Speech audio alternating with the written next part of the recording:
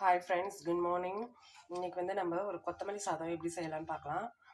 First நல்லா ஒரு கைப்பிடி அளவுக்கு கொத்தமல்லி போட்டுக்கோங்க. ஒரு பேஸ்ட் ரெடி பண்ணுறோம். நல்லா கைப்பிடி அளவுக்கு நல்லா நிறையாவே எடுத்துக்கோங்க. அதை போட்டுங்க.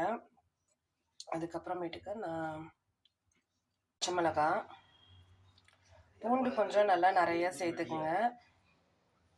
பூண்டு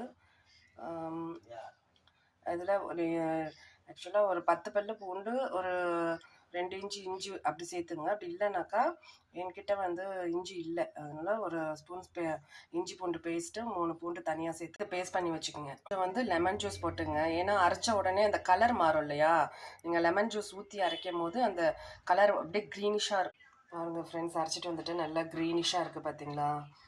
அதுதான் இந்த மாதிரி இருக்கும் நீங்கள் லெமன் ஊற்றுனீங்கனாக்கா. இப்போது இதில் டைமிங் முடிஞ்சிருச்சு. நான் நெக்ஸ்ட் வீடியோவில் தாளிச்சு விடுறேன் ஃப்ரெண்ட்ஸ். இது அப்படியே